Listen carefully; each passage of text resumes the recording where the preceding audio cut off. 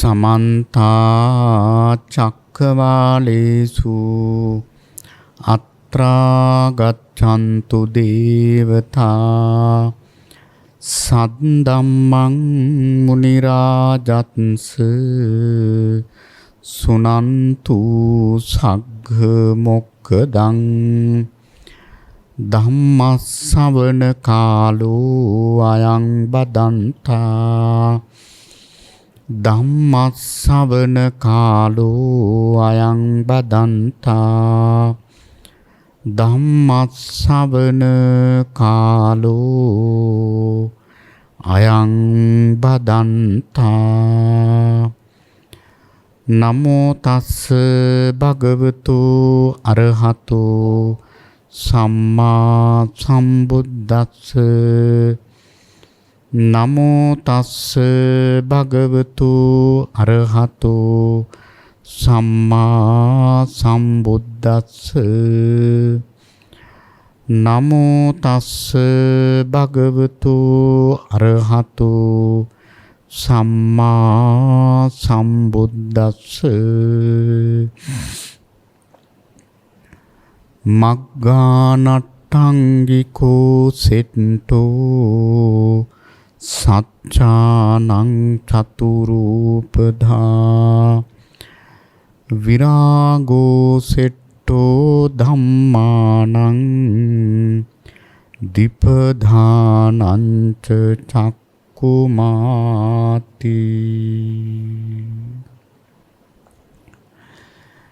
සද්ධාවන්ත කාරුණික පින්නතුනේ, සෑම දිනම සූදානම් වන්නේ මහා කාරුණික ධර්මරාජානන් වහන්සේ ලොවට සැනසෙල්ල පිණිස දේශනා කොට වදාළ වටිනා දහම් පදයක් කාලය පමණින් ශ්‍රවණය කරන්නටයි පින්වත් හැම දිනාගේම අපේක්ෂාව බලාපොරොත්තුව. අද ධර්ම දේශනාවෙහි දායකත්වය බාර අරගෙන කටයුතු කරන පින්නතුල්ලා තමයි හංවැල්ල දිද්දෙනිය පදිංචි නිලෝකා තිලකරත්න මෙනවිය තමයි අද මේ ධර්ම දේශනාවෙහි දායකත්වය බාර අරගෙන කටයුතු කරන්නේ. ඉතින් පින්වත් නිලෝකා තිලකරත්න මෙනවිය ප්‍රධාන හැම දිනාටම මේ කුසලය උතුම් ධර්ම අවබෝධයේ පිණසම වේවා කියන ආශිංසනයෙන් අපි මේ ධර්ම දේශනාව ආරම්භ කරනවා. විශේෂයෙන්ම පින්නතුනි, පින්වත් නිලෝකා මහත්මාවගේ බලාපොරොත්තුව තමයි ආර්ය අෂ්ටාංගික මාර්ගය සාමාන්‍ය ජීවිතයට ගලපගන්නේ කෙසේද කියන මේ මාතෘකාව ඔස්සේ මේ ධර්ම දේශනාව කරනවා නම් හොඳ බව සඳහන් කරලා තියෙනවා. ඉතින් ඒ අනුව අපි හැම දිනාම ගමන් කරන මේ ඒකායන මාර්ගය පිළිබඳව අද මේ ධර්ම දේශනාව සිද්ධ කරන්නට අපි අපේක්ෂා කරනවා, බලාපොරොත්තු වෙනවා. පින්නතුනි, මේ ආර්ය අෂ්ටාංගික මාර්ගය කියලා කියන්නේ ගිහි පැවිදි අපි දෙපක්ෂයේම ගමන් කරන නොවරදින මාර්ගය. විශේෂයෙන් බොහෝ පින්නතුන්ලාට තියෙන ගැටලුවක් තමයි මේ ආර්ය අෂ්ටාංගික මාර්ගය සාමාන්‍ය ජීවිතයේදී කොහොමද සම්පූර්ණ වෙන්නේ කියන එක. පින්නතුනි, අපි සාදුනාදයක් පවත්වනකොට උනත්, ඒ වගේම තථාගතයන් වහන්සේට නමස්කාර කරනකොට, තිසරණේ සමාදන් වෙනකොට, පන්සිල් සමාදන් වෙනකොට, ඒ වගේම පුංචි කියලා හිතන සෑම පින්කමක්ම ඥාන සම්පයුක්තව කෙරෙනකොට පින්නතුනි මේ ආර්ය අෂ්ටාංගික මාර්ගේ වැඩෙනවා. ඊළඟට මේ ආර්ය අෂ්ටාංගික මාර්ගයේ වැඩිමෙන් තමයි සතර සතිපට්ඨාන දියුණු වෙන්නේ. ඒ විතරක් නෙවෙයි සතර සම්මප්‍රධාන. ඒ වගේම සතර 이르දිපාද, පංච ඉන්ද්‍රිය, පංච බල, සත්ත බොජ්ජංග මේ සියල්ලම පින්නතුනේ සම්පූර්ණ වෙන්නේ වැඩෙන්නේ මේ ආර්ය අෂ්ටාංගික මාර්ගයේ ගමන් කිරීම තුළින්. එහෙමනම් ආර්ය අෂ්ටාංගිකේ මාර්ගයේ ගමන් කරනවා කියලා කියන්නේ පුංචි දෙයක් නෙවෙයි. බුදුරජාණන් වහන්සේගේ පළමු දේශනේ ඉඳලා 84000ක් ධර්මස්කන්ධය තුල තියෙන්නේ මෙන්න මේ ආර්ය මාර්ගය. දැන් අපි පිනතුලට මුලින්ම මතක් කළා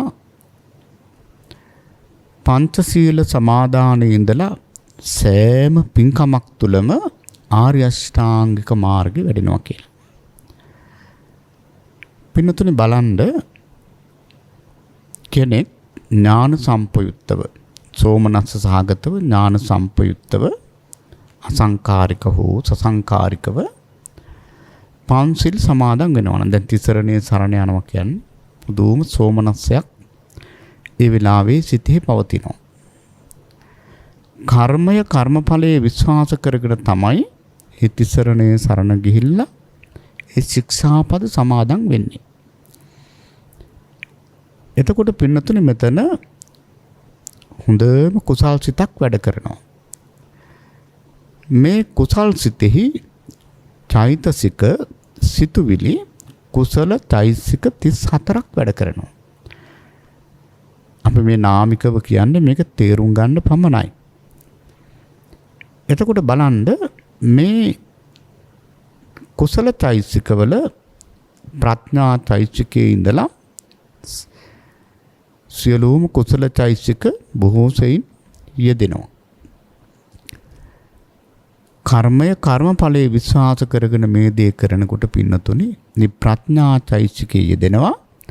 එහෙමනම් එතන සම්මාදිට්ඨිය තියෙනවා. ඊළඟට මේ මොහොතේ තියෙන සංකල්පනා කාම සංකල්පනා නැහෙනි. ව්‍යාපාද සංකල්පනා නැහෙනි. විහිංසා සංකප්ප නැහෙනි. එතන තියෙන්නේ නෙක්ඛම්ම සංකල්පනා. අව්‍යාපාද සංකල්පනා. අවිහිංසා සංකල්පනා. එහෙමනම් පින්නතුනේ සම්මා සංකප්පත් වැඩෙනවා. ඊළඟට සම්මා වාචා. දැන් බලන්න සිල් සමාදන් වෙනකොට බොරු කීම විතරක් නෙවෙයි කේලාම් කීම හිස් වචන පරුස වචන කරන්නේ නැහැ කියලා සමාදන් වෙනවා. එතකොට මේ මොහොතේ බලන්න සම්මා වාචා සම්පූර්ණ වෙනවා. ඊළඟට පින්නතුනි ප්‍රාණඝාත අදත්තා දාන කාමිත්‍යාචාර සමාදන් වෙනවා කියලා කියන්නේ ඒවා කරන්නේ කියලා පුරුදු වෙනවා කියලා කියන්නේ එතන පින්නතුනි සම්මා කම්මන්ත. ඊළඟට මේ සෑම දෙයක් තුළම පින්නතුනි සිහිය තියෙනවා. සම්මා සතිය. ඊළඟට සම්මා වායාමයේ වීරිය ඒකාන්තයෙන්ම තියෙනවා. ඊළඟට මේ ශික්ෂණය තුළ මේ හික්මීම තුළ පිරිසුදු ජීවිකාවක් සකස් වෙනවා. සම්මා ආජීවය තියෙනවා. ඒ වගේම මේ පින්කම් තුළ තියෙන කුසල ඒකාග්‍රතාවය සම්මා සමාධිය බවට පත් වෙනවා. එතකොට බලන්න ලෞකික ආර්ය අෂ්ටාංගික මාර්ගයේ කාන්තෙන් වැඩෙනවා. එහෙමනම් මෙතන මේ කුසල් සිත කියලා කියන්නේ ආර්ය අෂ්ටාංගික මාර්ගයේම වැඩිමක්.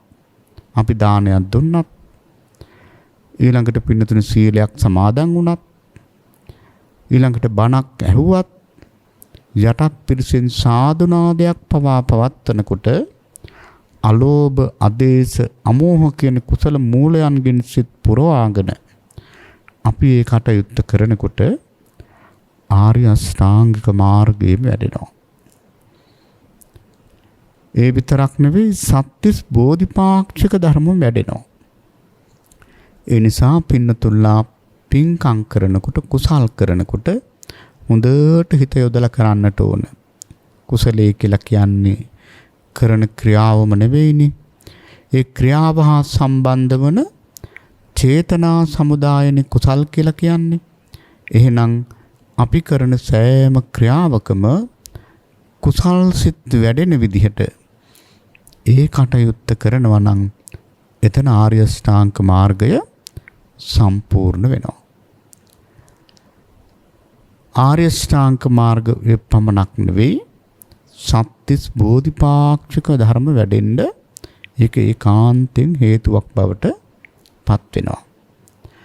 නැත්තම් බොහෝ දෙනා හිතනවා මේ සම්මා දිට්ඨිය වඩන්නේ කොහොමද? සම්මා සංකප්ප වඩන්නේ කොහොමද? එහෙම අමුතු විදිහේ ප්‍රහේලිකාවක් මෙතන නැහැ. මේ සීල සමාධි ප්‍රඥා සංඛ්‍යාත මේ මාර්ගයේ ගමන් කරනකොට මේ ආර්ය අෂ්ටාංග මාර්ගය වැඩෙනවා.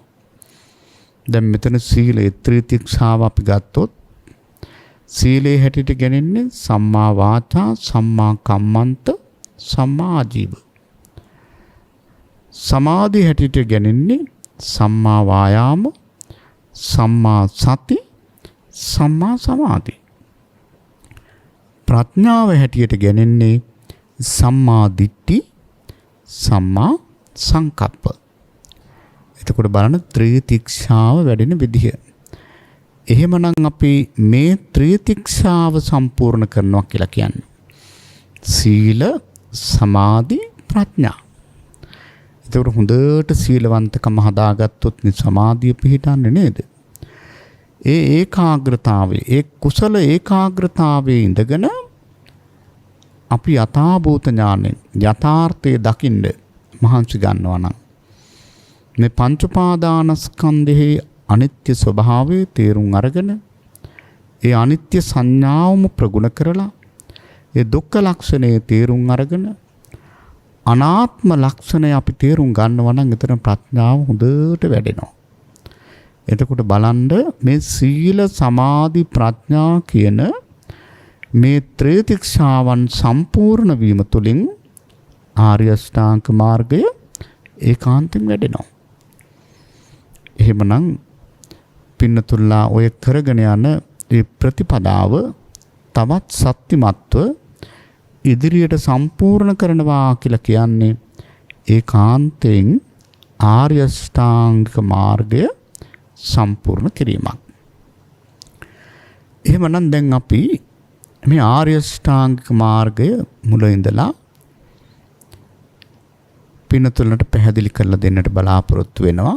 ඇත්තටම බණ කියන දේශකයන් වහන්සේලා හැටියට අපිට වුණත් අපි යන අප දෙපක්ෂයේම ගමන් කරන මේ ආර්ය මාර්ගයේ පිළිබඳව නිතර නිතර දේශනා කරන්න ලැබීමත් ඇත්තට භාග්‍යයක්. පින්නතුල්ලා මේ නොවර්ධින මාර්ගයේ පිළිබඳව නිතර නිතර ශ්‍රවණය කරනවා කියලා කියන්නේ ඒක මේ අත්ංගෙත් භාග්‍යයක්. එහෙමනම් අපට මේ විදිහට නිරතුරුවම මේ උතුම් නොවර්ධින මාර්ගයේ පිළිබඳව අහන්න ලැබෙන්නේ පින්නතුනේ සංසාරයේ කරගත්ත කුසල විපාකයක් නිසා කියන සංඥාව අදහස හැම කෙනාගේම සිත්වල තියෙන්නට ඕන. එහෙනම් සම්මා දිට්ඨි. ඉතින් මේ ආර්ය අෂ්ටාංග මාර්ගය විස්තර කරන්නට කලින් තව පින්නතුනේ අපි දැනගත යුතු දෙයක් තියෙනවා. ඒ තමයි මේ ආර්ය අෂ්ටාංගික මාර්ගයේ වඩනකොට අංග 3ක් නිරන්තරයෙන්ම එකට අත්වල බැඳගෙන යන්නේ. මොනවද මේ අංග 3? සම්මා දිට්ඨි, සම්මා වායාම, සම්මා සති.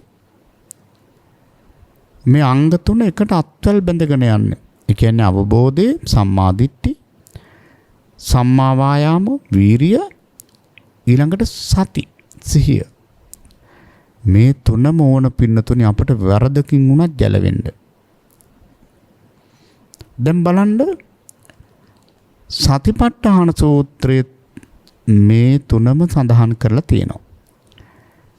මේ නමින් නැති වුණත් මේ කාරණා තුනමයි එතන සඳහන් වන්නේ. මේ චෛතසික තුනමයි. සතිපට්ඨාන සූත්‍රයේ සඳහන් වන්නේ කොහොමද? ආතාපි සම්පජානෝ සතිමා. අර බලන්න. තථාගතයන් වහන්සේ වදාළේ දින 7කින් උනත් නිවන් දකින්න පුළුවන්. හැබැයි මේ කාරණා තුන තියෙන්න ඕනේ. මොනවද? ආතාපි නැගී සිටි වීරිය. ඒ කියන්නේ සම්මා වායාම. ඊළඟට සම්පජානෝ කියලා කිව්වේ අවබෝධය. ඒ කියන්නේ සම්මා දිට්ඨි. සතිමා කියලා කියන්නේ සිහිය. ඒ කියන්නේ මොකද්ද? සතිමා කියලා කියන්නේ සිහිය. එහෙනම් සම්මා සති. එතකොට මෙන්න මේ අංග තුන අත්වැල් බැඳගෙන යනවා. එහෙනම් දැන් බලමු සම්මා දිට්ඨිය. අපි මේ දිට්ඨි කියන චෛතසිකේනි මේ සම්මා මිත්‍යා කියලා බෙදලා තියෙන්නේ නේද? දිට්ඨි චෛතසිකේ දෘෂ්ටිය. මේක ඉතින් වැරදුනහම තමයි පින්නතුනේ මිත්‍යා දෘෂ්ටියට වැටෙන්නේ. ආනන්තරීය පාප කර්මයටත් වඩා භයානක අකුසල කර්මයක් බවට පත් වෙන්නේ මේ සිතුවිල්ලක්. මුකුත් වරදක් කියන්නේ අපිට සාමාන්‍ය කායික වරදක්, වාචික වරදක් කරලා නෙවෙයි. භයානකම අකුසලයක් බවට පත් වෙන්නේ මේ සිතුවිල්ල. ඉතින් එහෙමනම් මේ මිත්‍යා දෘෂ්ටිය පිළිබඳව අපි හොඳට අවධානය යොමු කරන්නට ඕන. වැරදි දෘෂ්ටිය මොනවද ලෞකික වශයෙන් වැරදි දෘෂ්ටිය ගන්නෙ? ඒ කියන්නේ පින්නතුනේ මෙලව පිළිගන්නේ සමහරව. ඊළඟට පරලෝව පිළිගන්නෙත් නැහැ. කොච්චර ඉන්නවද නේද? බොහෝ දෙනෙක් ඉන්නවා සංඝයාට හරි ආදරේ, සංඝයා ඇසුරු කරනවා. දායක සභාවේ සභාපති වෙන්න පුළුවන්. මම මේ හැමෝම කියනව නෙවෙයි. සංඝයාට බොහෝම සමීපයි ඉන්නව පින්නතුනි. මම අත්දැකීමෙන් දන්නවා. මැරිලා ගිහිල්ලා නැවත උපදිනවා කියලා පිළිගන්නේ නැහැ. බලන්න කොච්චර භයානකද කියලා. අර හැන්ද වෑංජනේ රස දන්නේ වගේ. කොච්චර ළඟින් අතුරු කළත් එයා මිත්‍යා දෘෂ්ටිකයෙක්. ඒතර පරලෝ පිළිගන්නේ. කරන පින්කම් වල විපාක පිළිගන්නේ. දැන් බොහෝ දෙනා ඔය හොඳට පින්කම් කරනකොට මම මේවා කරන්නේ සතුටට. මට මේ වගේ විපාක වැඩක් නෑ. මං දන්නෝ ඒව ලැබෙන්නේ නෑ. එහෙම කියන අය ඉන්නවා. හැබැයි මම් සතු දෙයක් දීලා ඒ අය සතුටු වෙනවා බලන්න මං කැමතියි. ඕ වගේ විපාක කොහෙද? එහෙම කියන අය ඉන්නවා. ඒ කියන්නේ විනෝදාංශයට, සතුටට, මානසික සැපයට සමහර කුසල් කරන්නේ. එතකොට බලන්නකො පින්නතුනේ ඔච්චර කුසල් කරමින් ඒ අය සම්මා දිට්ඨිකයෝද මිත්‍යා දෘෂ්ටිකයෝද? මිත්‍යා දෘෂ්ටිකයෝ. කියන්නේ කරන කුසලයක විපාක පිළිගන්නේ. ඊළඟට දිව්‍ය ලෝකයක් තියෙනවා කියලා පිළිගන්නේ. අපායක් තියෙනවා කියලා පිළිගන්නේ. ඒ අය කියන්නේ පින්නතුනේ අපාය තියෙන්නෙත් මෙහෙ, දිව්‍ය ලෝකෙ තියෙන්නෙත් මෙහෙ. අපාය කියන්නේ අපි tie මිනිස්යන්ගෙන් අපි හිතමු දුක් විඳින මිනිස්සු ඉන්නවා කියලා. ඔන්න අපාය. අපාය කියලා වෙන එකක් නැහැ. එහෙනම් කොහෙද අපාය තියෙන්නේ? අද මේ පොළොවේ මෙච්චරක් ගැඹුරට මෙන්න මේ විදිහට පරීක්ෂණ කරලා තියෙන විද්‍යාඥයෙක් කොහෙද අපාය තියෙන්නේ පොළොව යට කියලා කිව්වහම ඒක පිළිගන්නේ නැහැ. දිව්‍ය ලෝකේ කොහෙද තියෙන්නේ කියලා කිව්වම ඒගොල්ලෝ පිළිගන්නේ නැහැ උඩ කියලා. ඒගොල්ලෝ කියන්නේ අපායයි දිව්‍ය ලෝකයයි දෙකම මෙහෙ තියෙන්නේ. ඒ මිත්‍යා දෘෂ්ටිය. ඊළඟට ජීවිතයේ පිළිබඳව ඇත්ත අවබෝධ කරපු උත්තමයෝ ඉන්නවා කියලා පිළිගන්නේ නැහැ. එහෙම මිනිස්සු ඉන්නෝ ජීවත් වෙනවා. අර සමාජ සම්මතයේ තියාගන්න ඕන නිසා සාමාන්‍ය විදිහට ඉන්නවා, දන් දෙනවා. අර අපි මුලින් කියපු විදිහට ස්වාමීන් වහන්සේලා ඇසුරු කරනවා. ඉතින් පන්සලට යනවා. ඉතින් කැපී පෙනෙන්න ඉන්නවා. හැබැයි මේ කිසිම දෙයක් විශ්වාස කරන්න නැති මිනිස්සු ඉන්නවා. එතකොට බලන්න බෞද්ධයෝ අතරත් මෙහෙම මිත්‍යා දෘෂ්ටිකයෝ ඉන්නවා නම් අනිත් අය ගැන අහන්න දෙයක් නැහැ නේද? එහෙමනම් පින්නතුනි මේ වැරදි දෘෂ්ටි ඇති වෙන්න ප්‍රධානම හේතුව මොකක්ද? ප්‍රධානම හේතුව තමයි ධර්මයේ පිළිබඳව තියෙන අනවබෝධය. ඉතින් මේ දෘෂ්ටිය කඩාගන්න ඕන නම් කළ යුතු හොඳම දේ තමයි ධර්මය හොඳට ඉගෙන ගන්න ඕන. ධර්මය හොඳට ඉගෙන ගන්නකොට හොඳට ගැළපිලා යනවා. ධර්මය ඉගෙන ගන්න පින්නතුනේ ඒ පිළිබඳව හිතන්න පෙළඹෙනවා. එතකොට සද්ධාව වැඩෙනවා, යෝනිසෝ මනසිකාරය වැඩෙනවා. ඇත්තනේ නම් මේ ධර්මයේ තියෙන දේවල් හරිනි කියන තමන්ටම වැටහෙන්න ගන්නවා. ඉතින් නැවත පින්නතුනේ මේ ගැඹුරු ධර්මය සූත්‍ර දේශනා, අභිධර්ම දේශනා, විනය පිටකය මේවා හදාරනකොට ඔන්න බුදුරජාණන් වහන්සේගේ දේශනාව පිළිබඳව ලොකු විශ්වාසයක්. ඇත්තනේ නම් තථාගතයන් වහන්සේගේ වචනයක් බොරු කරන්න බෑනේ කියලා ඔන්න අර තියෙන දෘෂ්ටිය වෙනස් වෙනවා. සම්මා දිට්ඨිකයන් බවට පත් වෙනවා. ක්‍රමානුකූලව පින්නතුනි සම්මා දිට්ඨිකයන් බවට පත් වෙනකොට ඔන්න දැන් යා මෙලෝ පිළිගන්නවා. පරලොවක් තියෙනවා කියලා පිළිගන්නවා. ඒ වගේ මේ කරන පින්කම් වල අම්මා තාත්තට සැලකීමේ මේ හැම දෙයකම විපාකයක් තියෙනවා කියලා පිළිගන්නවා. ඒකනේ දැන් බලන්න ඔය අද ලෝකේ දෙමව්පියන්ට සලකන්නේ නැති දරුවන් ඉන්නේ මේ සම්මාදිට්ඨික නෙවෙයි. එහෙනම් දැන් බලන්න ක්‍රමානුකූලව සම්මාදිට්ඨියට එනකොට ඒක කොහොම පිළිගන්නවා.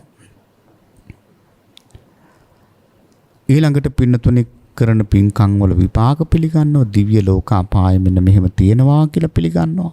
මොකද තථාගත ධර්මයේ සියල්ලම හරියන්නත් දිව්‍ය ලෝකයක් නැහැ, අපායක් නැහැ කියලා එයාට පිළිගන්න ඉන්න බැරි වෙනවා. ඇයි මේ ධර්මයේ තරම් හොඳට ගැළපීලා යනවා. ඊළඟට පින්නතුනි යථාර්ථය අවබෝධ කරගත්ත ඒකාන්තයෙන්ම මහා මුනිවරු හිටියා කියලා එයා පිළිගන්නවා. ඔන්නේ පිළිගැනීමට එනකොට එයා අර ලෞකික සම්මාදිට්ඨිය හොඳට දියුණු කරගන්නවා. දියුණු වෙච්ච පුජ්‍යලෙක් බවට පත් වෙනවා. හැබැයි හොඳට මතක තියාගන්න ලෞකික සම්මාදිට්ඨිය නැතුව නම් ලෝකෝත්තර පැත්තට එන්න බෑ. දැන් ලෝකෝත්තර සම්මාදිට්ඨිය කියලා කියන්නේ කෙලින්ම මාර්ගඵල සිත්නේ. එහෙනම් මේ ලෞකික පැත්තම තමයි මුලින් සකස් වෙන්නට ඕන. ඒක අතහැරලා යන්න බෑ. දැන් ලෞකික සම්මාදිට්ඨියක් නැතුව කොහොමද මේ දුක පිළිබඳව අවබෝධ වෙන්නේ නේද?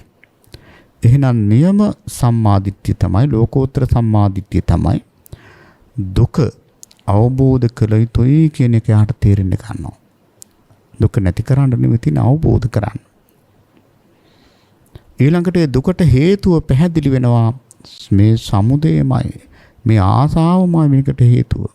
බලන්න පින්නතුනි හොඳට අපට තේරෙන මට්ටමේ ඉමසලා බලන්න.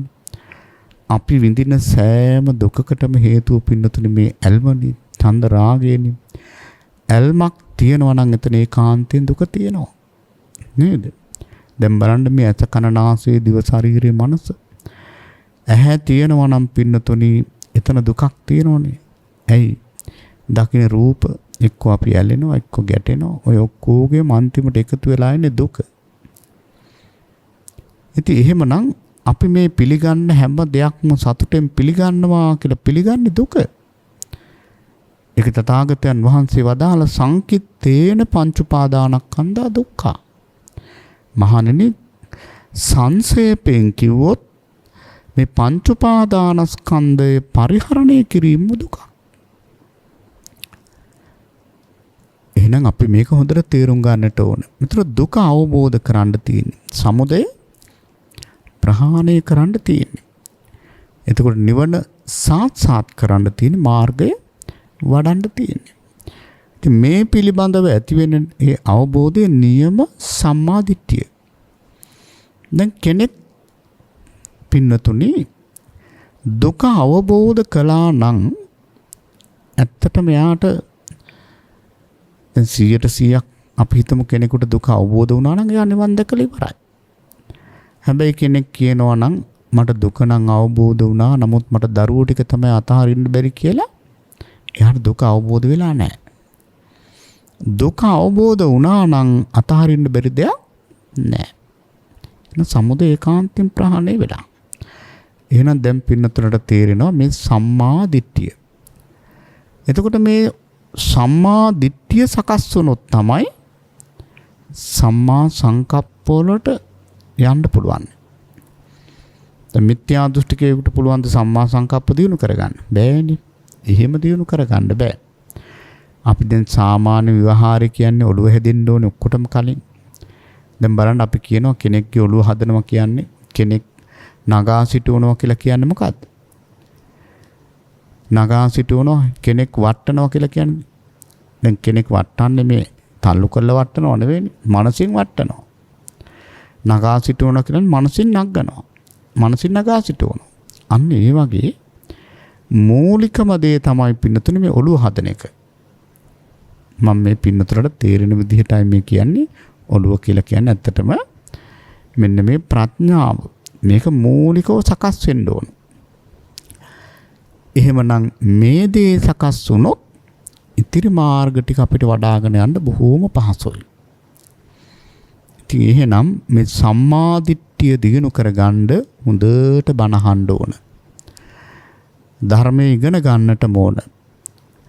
ඊළඟට පින්නතුනේ ගැටලු තියෙන තැන් විසඳ ගන්නට ඕන. ධර්ම සාකච්ඡාවල නියැලෙන්නට ඕන. හැබැයි ධර්මඥානයක් පැහැදිලිවම තියෙන අයත් එක්ක තමයි සාකච්ඡා කරන්න ඕන. එහෙම නැතුව තර්කයේ දක්ෂ අයත් එක්ක සාකච්ඡා කරන්න ගියොත් ධර්මඥානයක් නෑ, නිකං විකෘති දෙයක් ඔළුවේ දරාගෙන අන්තිමට මේ සුගතිගාමී වෙන්න තියෙන අවස්ථාවත් මගහරවා ගන්න අවස්ථා තියෙනවා. ඒ නිසා මේක බොහෝම කල්පනාවෙන් කරන්නට ඕන දෙයක්. මේ ධර්මඥානය ඇති කරගන්න. ඉතින් ඇත්තටම ධර්මඥානය ඇති කරගන්න රීරුකාණේ මහා නායක ස්වාමීන් වහන්සේගේ පොත් වගේ ඒ ධර්ම පුස්තක බලනකොට පින්නතුනේ කිසිම මිත්‍යා දෘෂ්ටියක් ඇති නොවි පිරිසිදු ධර්මඥානය ඇති කරගන්න පුළුවන්. සාමාන්‍යයෙන් ගිහි පින්නතෙකුට. ඉතින් එහෙමනම් මේ දෘෂ්ටිය ඉර්ජු කරගන්න හැකි තාක් මොකද්ද කරන්නට ඕන? බණ අහන්නට ඕන.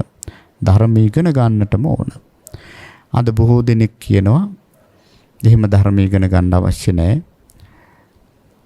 කොණ්ඩඤ්ඤ ස්වාමීන් වහන්සේට අවබෝධ වුණේ මොනවා ඉගෙනගෙනද එහෙම කියනවා. අනේ පින්නතුනේ බුදුරජාණන් වහන්සේ නමක් බණ කියනකොට උන්වහන්සේ අපට බණ කියන්නේ අපේ ඉන්ද්‍රිය ධර්ම දිහා බලලා ඊළඟට අපේ අතීත සංසාරයේ දිහා බලලා බුදු ඇසින් මහා කරුණාවෙන් බලලා තමයි උන්වහන්සේ බණ කියන්නේ. ඒ උන්වහන්සේ තක්කෙටම අපිට ගැළපෙන විදිහට බණ කියනවා. අද එහෙම අවස්ථාවක් නැහෙනේ. ඒ නිසා අපි මේ සූත්‍ර දේශනා ඉගෙන ගන්නට ඕන. දැන් පෞද්ගලික වශයෙන් සමහර සූත්‍ර දේශනා කියවගෙන යනකොට පින්නතුනේ හිතට වදිනවා හිතා ගන්න බැරි විදිහට. ඒකට හේතුව අපි සසර පුරුදු කරලා තියෙන මේ පැත්ත. අර බලන්න දැන් මට ගොඩාක් හිතට දැනෙන සූත්‍රය තව කෙනෙකුට නොදැනෙන්න පුළුවන්. දැන් සමහර අය කියන්නේ අනේ ස්වාමීන් වහන්සේ ඔය සියලු භාවනා වලට වඩා මට අනිත්‍ය සංඥාවමයි හොඳට වැඩ කරන්නේ. සමහරු හරි කැමති බුද්ධානුස්සතියෙන් වඩන්න. ඒ මොකද? ඒ සසර පුරුදු කරලා තියෙන විදිහ. ඉතින් බුදුරජාණන් වහන්සේ නමක් බණ කියනකොට පින්නතුනි ඒ දේශනාව අපට හොඳට ගැලපිලා යනවා. තුන්වහන්සේ සරුවත්නයිනේ. නමුත් අද එහෙම අවස්ථාවක් නැහැ. නමුත් බුදුරජාණන් වහන්සේගේ ධර්මයේ ජීවමානයි. ඒ ධර්මය අපි ඉගෙන ගන්නවා කියලා කියන්නේ ඒක අපට ලොකු පිළිසරණක්, රැකවරණයක්. එහෙමනම් මේ සම්මා දිට්ඨිය අපි හදාගමු. ඒ පිළිබඳව විශේෂ අවධානයක් අපිට තියෙන්නටම ඕන. මොකද එතන හරි ගියේ නැත්නම් මේ ආර්ය අෂ්ටාංග මාර්ගයේම වර්ධිනවා. ඊළඟට පින්නතුනේ සම්මා සංකප්ප. සම්මා සංකප්ප කියන එක අපි කොටස් දෙකකට බෙදමු. මිත්‍යා සංකප්ප, සම්මා සංකප්ප. මිත්‍යා සංකප්ප කියලා කියන්නේ අර පින්නතුලා දන්නවා මේවා. මොනවද මිත්‍යා සංකප්ප කියන්නේ? කාම සංකප්ප, ව්‍යාපාද සංකල්ප, ඊළඟට විහිංසා සංකල්ප. ඕවා තමයි මිත්‍යා සංකප්ප. හැම වෙලෙම කාමයම නම් තියෙන ඔළුවේ. ඒක නම් ඔටුන්න කරගෙන ඉන්නේ. කාමයේ පිනිසම නම් ජීවත් වෙන්නේ. ඒවමන හිතේ වැඩ කරන්නේ. ඒවා අකුසල. අකුසල මූල. රාගය. ඊළඟට ව්‍යාපාදේම දවසේම තරහෙන් ගත වෙන්නේ නැද්ද? බලන්න ඔය දවසේම තරහෙන් ඉන්න අයගේ මොන තරම් අකුසල ජවන් වාරයක් වැඩ කරනවද? නේද? ඔන්න ඒ මිත්‍යා සංකප්ප. ඊළඟට කාට හරි හිංසා කිරීමේ අදහසින්ම ඉන්න අයට අකුසල පැත්තම තමයි ද්වේෂය තමයි වැඩ කරන්නේ. ඉතින් මේවා මිත්‍යා සංකප්ප. සම්මා සංකප්ප කියලා කියන්නේ ඒකේ අනිත් පැත්ත. එන්නේකම්ම සංකල්ප, අව්‍යාපාද සංකල්ප, අවිහිංසා සංකල්ප. ඒකේ අනිත් පැත්ත. අකුසලේ නැත්තම් කුසල් පැත්ත තමයි හිතේ වැඩ කරන්නේ. එහෙනම් එතන තියෙන තනි කරම මෛත්‍රිය.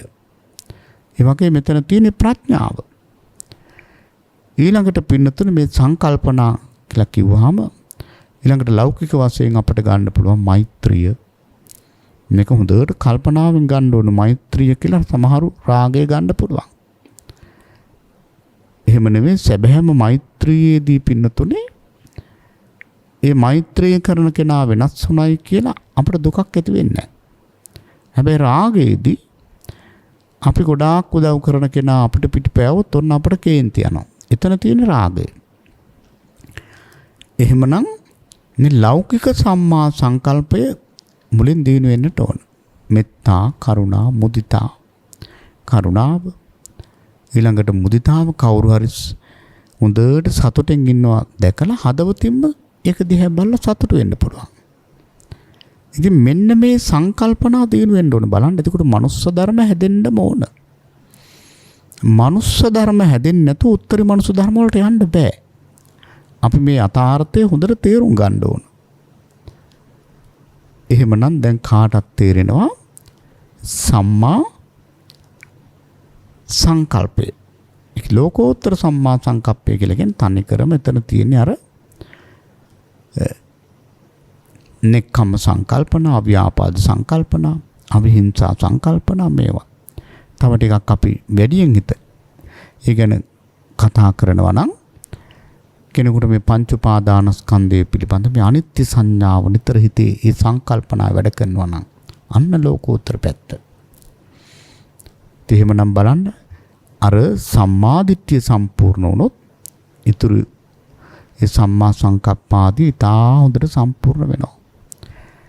හැබැයි පින්නතුනි අද බොහෝ දෙනා මේ ධර්මයට නිග්‍රහ කරන අවස්ථා බවට පත් වෙලා තියෙනවා. අපි ඒවත් මතු කරලා දෙන එක හොඳයි. සමහරුන්ගේ පින්නතුනි මේ ලෞකික සම්මා සංකප්ප නැත්නම් ලෞකික සම්මාදිට්ඨිය මේවා අඩුයි. ඒ කියන්නේ දැන් සමහරු කියනවනේ දැන් බලන්න අනේ හැමදාම සිල් ගන්නවා පුදුම විදිහට ධර්මඥානය තියෙනවා අනිත් අයට බණ කියලා දෙනවා. හැබැයි මේ මෛත්‍රිය බිඳුවක්වත් නැහැ. කරුණාව ගෑවිලාවත් නැහැ. පුදුම ඊර්ෂ්‍යාවක් හිතේ තියෙන්නේ. වැඩි ඕන නැහැ මේ කවුරුත් ධර්මයේ ඉගෙන ගන්නවටත් එයා කැමති නැහැ. මේ භාවනා කරන ආසනයක හොඳට වාඩි වෙලා ඉන්නවටත් කැමති නැහැ. මොන ධර්මයක්ද එතන තියෙන්නේ කියලා සමහරු දොස් කියනවා. පින්නතුනේ එහෙම කියන්න හේතුව මේ ලෞකික පැත්ත වැඩෙන්නේ නැහැ. ලෞකික පැත්ත වැඩෙන්නේ නැතුව ලෝකෝත්තර පැත්ත නිකන් කටින් කතා කරාට එතන අවංකව ආර්ය අෂ්ටාංග මාර්ගෙ වැඩෙන්නේ නැහැ. ඕන කෙනෙකුට පුළුවන් මේ ධර්මයේ විෂයක් හැටියට ඉගෙනගෙන කතා කරන්න. දසමේටම ධර්මයේ කතා කරන්න පුළුවන් හොඳට විෂයක් හැටියට ඉගෙන ගත්තොත්. හැබැයි යෝනිසෝ මනසිකාරයත් එක්ක මේ ධර්මයේ ඉගෙන ගන්නේ අවබෝධයේ පිණිසම කියන සැබෑම සද්ධාවෙන් මේ ධර්ම ඉගෙන ගත්තේ නැත්නම් වෙන්නේ ඒදී. එහෙනම් ලෞකික පැත්ත වැඩෙන්න ඕන. ලෞකික පැත්ත වැඩුණොත් තමයි ලෝකෝත්තර පැත්ත වැඩෙන්නේ. ඊළඟට එතකොට දැන් මේ සම්මා සංකප්ප දිනු කරගන්නත් අර අංග තුන එකතු වෙනවා. මොන අංග තුනද? සම්මා දිට්ඨිය අවශ්‍ය වෙනවා, අවබෝධය ඕන කරනවා. ඊළඟට සිහිය ඕන කරනවා. මෙන්න මේක මේ ව්‍යාපාදේ මෙන්න මේක කාමයේ කියලා මේක දැනගන්න එපේ. දැනගන්න මේ සිහිය ඕන කරන සම්මා සතිය. ඊට එකකින් ගැලවෙන්න සම්මා වායාමය අත්‍යවශ්‍යයි. වීරිය. ඒකයි අපි මුලින්ම පින්නතුලට මතක් කළේ මෙන්න මේ තුන් දෙනා අත්වැල් බැඳගෙන යන්නේ මේ මාර්ගය. ඊළඟට සම්මා වාචා. සම්මා වාචා කියලා කියන්නේ මොකද්ද? ඔව් මේ සම්මා වාචා මේ වචනය. එතකොට බලන්න දැන් අපි සීලයක් සමාදන් වෙනකොටත් ඔය කොච්චර සම්පූර්ණ වෙනවද නේද? ඒතර සම්මා වාචා කියන එකත් අපි මේ වාචා කියන එක මිත්‍යා වාචා සම්මා වාචා කියලා කොටස් දෙකට බෙදුවොත් මිත්‍යා වාචා කියලා කියන්නේ ඔන්න බොරු කියනවා. කේලාම් හිස් වචන පරුස වචන. එතකොට බලන්න සැබෑම සම්මාදිට්ඨිකයෙක් බවට පත් වෙනකොට පින්නතුනි සිල් ආරක්ෂා වෙනවා කියන එක බොහොම පහසුවෙන් වෙනව නේද? ඔව්. අනේ මේ සිල් රකින්න අමාරුයි. ලොකුම ප්‍රශ්නේ තමයි මේ සමාජයේ තියෙන බොරුවේ. ඉතින් අපිටත් බොරු කියන්න වෙනවා. ඒ කියන්නේ Taman සම්මාදිට්ඨියට ඇවිල්ලා නැහැ. බලන්න අර ඔළුව හැදුනා නම් සම්මාදිට්ඨිය සකස් වුණා නම් සිල් රකින්නවා කියන එක මහ ලොකු දෙයක් නෙවෙයි. එතකොට අද බොහෝ දෙනෙක් කියනවා නම් සිල් රකින්න අමාරුයි කියලා සම්මාදිට්ඨිකයේද? සම්මාදිට්ඨිකයෙක් නෙවෙයි. සම්මාදිට්ඨිකයෙක් කවදාවත් කියන්නේ නැහැ සිල් රකින්න අමාරුයි කියලා. දැන් සමහර ගිහි පින්නතුලා කියනෝනේ හාමුදුරුවෝ නම් කියයි අපි ඉන්න සමාජයත් එක්ක අපි වැඩ කරන තැන්වල බොරු කියන්න වෙනවා. බොරුවත් එක්ක තමයි අපිට ජීවත් වෙන්න වෙන්නේ. එහෙම කියනවා. හැබැයි පින්නතුනි සම්‍යක් ප්‍රයෝග පාවිච්චි කරලා බොහෝ දෙනෙක් මම දන්නවා බොරු කියන්නේ නැතුව ඒ තමන්ගේ රැකියාව කරගෙන යන අවස්ථා තියෙනවා. සමහර රැකියා සකස් වෙලාම තියෙන බොරුවත් එක්කම යන. එහෙම දේවලුත් තියෙනවනේ. නමුත් එහෙම රැකියා කරන අය පවා සම්මාදිට්ඨිය තියෙන නිසා සම්‍යක් ප්‍රයෝගයෙන් බේරෙන්න දන්නවා. එයා මොන විදිහටවත් තමන්ගේ සම්මාදිට්ඨිය වෙනස් කරගන්නේ නැහැ. මොකද ඒ නියම විදිහට සම්මාදිට්ඨියට ඇවිල්ලා තියෙන. අතරම උපරිම වශයෙන් සම්මාදිට්ඨියට ආවා කියලා කියන්නේ සෝතාපන්න වුණාම තමයි ඒ தත්ත්වය උදාපත් වෙන්නේ. එතකන් කෙනෙකුට මේ සම්මාදිට්ඨිය සත්‍යමත් කරගෙන ඉස්සරහට යන්න පුළුවන්කම තියෙනවා. එහෙමනම් මේ සම්මා වාචා. එතකොට දැන් මේ මිත්‍යා වාචා කෙනෙක් බලපුවහම මිත්‍යා පැත්ත ඔන්න බොරු කියනවා, කේලාම් කියනවා, හිස් වචන, පරුස වචන. ওই ටික නිත්‍ය මිත්‍යාව. මිත්‍යා වාචා කියලා කියන්නේ. සම්මා වාචා කියලා කියන්නේ අනිත් පැත්ත. ඉතින් එහෙමනම් පින්නතුනි බලන්න අපි මේ වචී සංවරය වචී සුචරිතය ඇති කරගන්නවා කියන්නේ පුංචි දෙයක් නෙවෙයි. කෙනෙකුට ඒක පුංචි දෙයක් වෙන්න බෑ. කෙලින්ම මෙතන ආර්ය ශ්‍රාංග මාර්ගේ වැඩිමක්. එහෙමනම් මේ බොරුව පමණක් නෙවෙයි. අපි මෙතනදී හිතට ගන්නට ඕන බොරු කීම, කේලාම් කීම, ඒ දෙක අපිට ඊළඟට පරුස වචන බොහොම ප්‍රකටයි. හැබැයි මෙතන බිහිලු කතාවක්වත් කරන්නේ නියම විදිහට. ඒ කියන්නේ හිස් වචන කියන්නේ නිකං අනවශ්‍ය වචන කියා දොඩ තැන් වල එක එක්කෙනාගේ බඩ අල්ලගෙන hina වෙන්න කතා කියා කාලය ගත කරන්නේ මේ සම්මාදිට්ඨිය නැත්නම් මේ සම්මා වාචාව සම්පූර්ණ කරන කෙනා. ඉතින් බුදුරජාණන් වහන්සේ වදාළේ කතා කරන්න දෙයක් නැත්නම් නිශ්ශබ්ද වෙන්න. අවශ්‍ය දේ පමණක් කතා කරන්න. මොකද අපට අද වැඩියෙන්ම ප්‍රශ්න ඇති වෙලා තියෙන මේ කට නිසා. එහෙමනම් මේ වචනය අපි පාලනය කරගන්නට ඕන. හැබැයි පින්නතුනේ මෙතන දෘෂ්ටියක් එහෙම ගන්න එපා. කතා නොකර ඉන්න කියලා කොතනවත් බුදුරජාණන් වහන්සේ දේශනා කරලා නැහැ. අවශ්‍ය දේ කතා කරන්න ඕන. අනවශ්‍ය දේ සම්පූර්ණ බැහැර කරන්න ඕන. දැන් නිවනම ඉලක්ක කරගෙන මේ මාර්ගයේම ගමන් කරන කෙනෙක් ඉන්නවා නම් මේ මාර්ගයේම ගමන් කරන අය අනිවාර්යයෙන්ම දෙතිස් කතා වලින් අයින් වෙන්න ඕන. හිතලා බලන්න පින්නතුනි ඒ කතා වලින් එක්ක අපි ඇලෙනවා එක්ක ගැටෙනවා. කෙලෙසයක් විතරයි අන්තිමට ඉතුරු වෙන්නේ. ඉතින් එහෙමනම් මේ කතා වලින් අයින් වෙන්න ඕන. අර දස කතා පුරුදු කරන්න පුළුවන් අල්පේච්ඡ කතා, සන්තුට්ටි කතා, පවිවේක කතා, අසංසග්ග කතා, විරියාරම්භ කතා, සීල කතා, සමාධි කතා, පඤ්ඤා කතා, විමුක්ති කතා, විමුක්ති ඥාන දර්ශන කතා ඔන්න කතා කරන්න දේවල් තියෙනවා. ඒවා කතා කරන්න පුළුවන්. එහෙමනම් දැන් පින්නතුන්ට තේරෙනවා සම්මා වාචා. ඊළඟට සම්මා කම්මන්ත.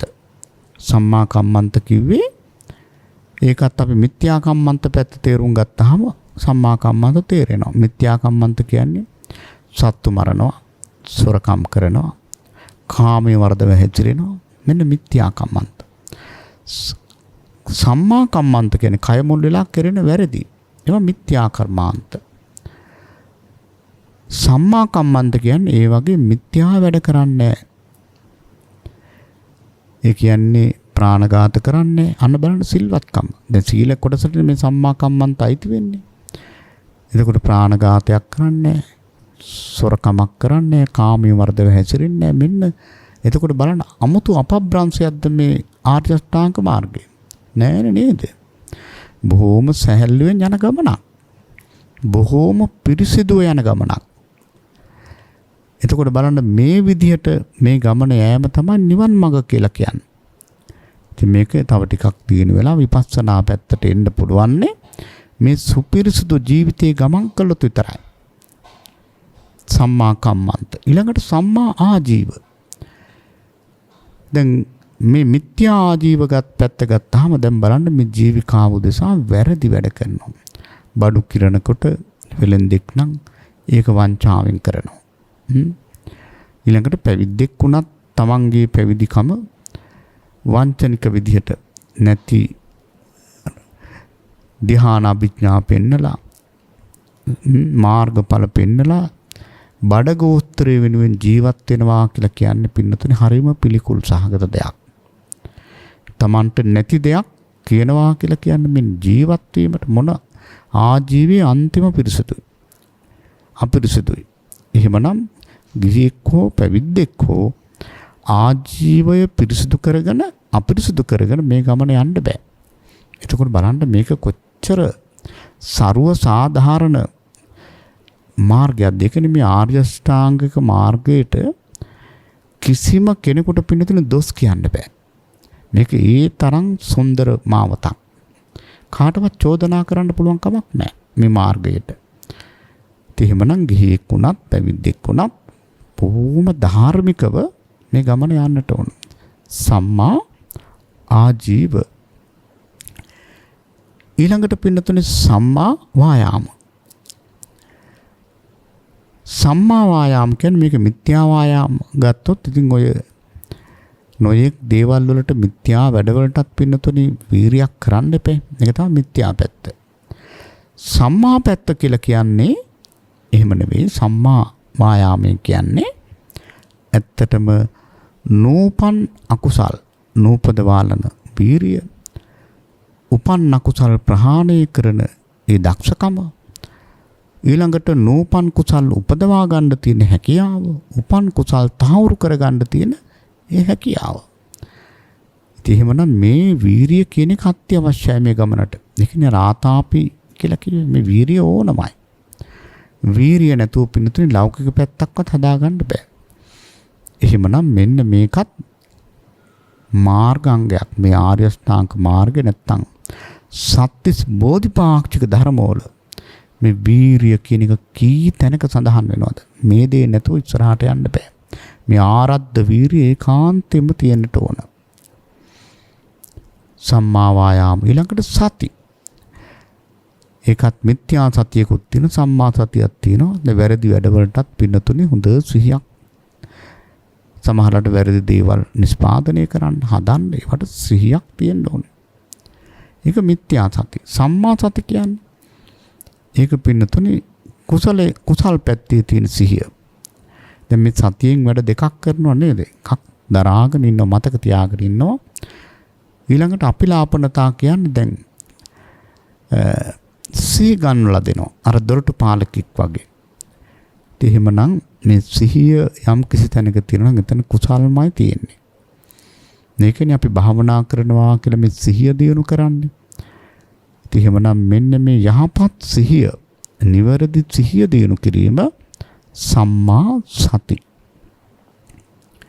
දොරටු පාලකෙක් වගේ මෙයා හොඳයි මෙයා නරකයි කියලා බුද්ධිමත් දොරටු පාලකයාට තේරෙනවා වගේ පින්නතුනේ මේ සතියෙන් කරන්නේ හොඳට තෝරා බේරාගෙන මෙන්න අකුසලේ මෙන්න කුසලේ කියලා හොඳට ඒ තේරුම් ගන්නට අවස්ථාව පාදලා දෙනවා, සිහි ගන්නලා දෙනවා. සති. දැන් බලන්න මේ සතිය දිනු කරනවා කියලා කියන්නේ පුංචි දෙයක් නෙවෙයි. දැන් අපි මේ ජීවිතේ හොඳට පින්නතුනේ යම් යම් ගුණධර්ම දිනු කළා කියන්නකෝ. ඒ ගුණධර්මයේ සසර පුරාම අපි දිනු කරගෙන යනකොට දැන් බලන්න දාරුචීරිය ස්වාමීන් වහන්සේට දිත්තේ මත්තන් කියනකොටම අවබෝධ වුණා. අර යන්තම් මතක් කරලා දෙන්න විතරයි ඕනුනේ. අර සිහිය ඉස්සරහට ආවා. ඉතින් එහෙමනම් මේ සිහිය හොඳට දිනු වෙන්නට ඕන. සම්මා සති. ඊළඟට මේ ඒකාග්‍රතාවය, සම්මා සමාධිය, මිත්‍යා සමාධිය, ඔය වැරදි දේවල් වලට තීක්ෂණ ඒකාග්‍රතාවයක් තියෙනවා. මෙතන කියන්නේ සැබෑම නිවැරදි සමාධිය. මොකද මේ සිතෙහි සාමය, මේ සමාධිය තියෙන හිතට තමයි පින්නතුනි යථාර්ථය අවබෝධ කරගන්න පුළුවන්. සමාධිමත් හිතට තමයි යථාර්ථය අවබෝධ වෙන්නේ. නිබ්බිදාව ඇති වෙලා ඊළඟට විරාගය ඇති වෙලා මේ හැම දෙයක්ම විශේෂයෙන් බුද්ධ ශාසනයකින් අපි අපේක්ෂා කරන ත්‍රිලක්ෂණය අවබෝධ කරන්න පුළුවන් සමාධිමත් හිතට. එහෙනම් සමාධිමත් භාවය අත්‍යවශ්‍යයි. ඊළඟට තව අංග දෙකක් තියෙනවා, සම්මා ඥාන, සම්මා විමුක්ති. ඒ අංග දෙක රහතන් වහන්සේට මාර්ගඵලලාභීන්ට විශේෂයෙන් පහළ වන අංග දෙකක්. ඒ තමයි සම්මා ඥාන. ඒ කියන්නේ මේ චතුරාර්ය සත්‍ය සත්‍යයක් කියලා. ඇති වෙන ඒකාන්තයෙන් දුකට හේතුව නිවන, ඒ මාර්ගය, මෙන්න මේවා පිළිබඳව ඇති වෙන ඒ ඥානය සම්මා ඥාන.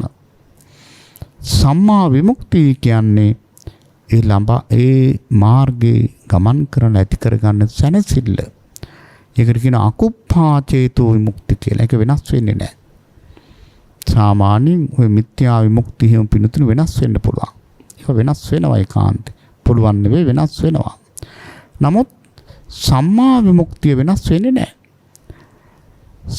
ඒකට කියන්නේ ඒකනේ අකුප්පා චේතෝ විමුක්ති කියලා. ඒක වෙනස් වෙන්නේ නැහැ. එහෙමනම් නිවන් දැක්කොත් දැක්ක තමයි. එතකොට බලන්න මේ ආර්ය අෂ්ටාංග මාර්ගය තුළින් අපි නිවන කරාම යන පිළිවෙලයි මේ කාලයේ පමණින් බොහොම සරලව පින්නතුලට අපි කියලා දුන්නේ. ඉතින් එහෙමනම් පින්වත් හැම දිනාටම මේ මාර්ගය යන්නට මේ දේශනාවත් ඒකාන්තයෙන්ම යම් තරමකින් හරි උපකාර වේවා කියලා ප්‍රාර්ථනා කරනවා. ඉතින් අද මේ ධර්ම දේශනාවෙහි දායකත්වයේ බාර අරගෙන කටයුතු කරන හංවැල්ල දිද්දෙනිය මේ පදිංචි පින්වත් නිලෝකා තිලකරත්න මෙනවියට ඒකාන්තයෙන් මේ කුසල් මේ ආර්ය අෂ්ටාංගික මාර්ගයේම ගමන් කිරීම පිණිස උපකාර වේවා කියලා ප්‍රාර්ථනා කරනවා. දෙසැම්බර් මාස 26 වන දිනට ජන්මදිනයේ දෙන නීලා පත්මිනී කුමාරගේ ආදරණීය මෑණියන්ට නිදුක් නිරෝගී භාවයේ චිරජීවනය සැලසේවා කියලා ප්‍රාර්ථනා කරනවා. පුණ්‍යවන්ත ජන්මදිනයක් වේවා.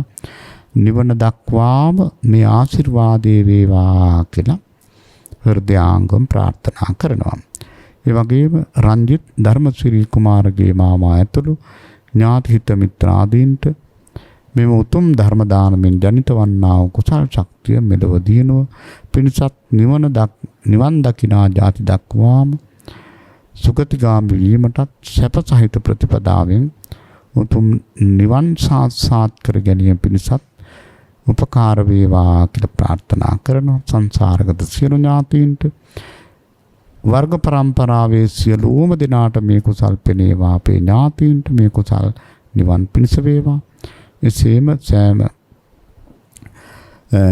දේශකයන් වහන්සේට ධර්ම දේශනාවම සිද්ධ කරන දේශකයන් වහන්සේ නිදුක් නිරෝගී භාවයේ චිර ජීවනයේ ඒ වගේම අමා මහ නිවන් පිණසම වේවා කියන ආශිංසනේ පවත්වනවා. ඒ වගේම ප්‍රඥා නාලිකාවේ ගෞරවනීය අනුශාසක ස්වාමීන්ද්‍රයන් වහන්සේ ප්‍රධාන කාර්ය මණ්ඩලයේ පින්වත් හැම දෙනාටම සියලු සැනසෙල්ල වේවා කියලා ප්‍රාර්ථනා කරනවා. සක්දෙව්දුන් ප්‍රධාන සියලු දිව්‍ය රාජ මණ්ඩලයට මේ උදාාර කුසල් නිවන් පිණිස වේවා. ඒ වගේම පින්නතුනි අවීචී පටන් බවාග්‍රයම දක්වා විසින සියලු සත්ත්ව ප්‍රජාවට මේ කුසල් සැනසෙල්ල පිණිස වේවා. අවසාන වශයෙන් නිලෝකා තිලක රත්න මෙනවිය ප්‍රධාන අපි හැම දිනාටම ජාතියක් ජරාවක් ව්‍යාධියක් මරණයක් නැති සියල්වෙන් වෙන් වූ අජාති අජර අවියාදි අමරණීය නිර්වාණ ධාතුව ඒකාන්තයෙන්ම සාක්ෂාත් කර ගැනීම දක්වාම මේ කුසල් උපකාර වේවා කියලා කවුරුත් ප්‍රාර්ථනා පිහිටුවා ගනිමු.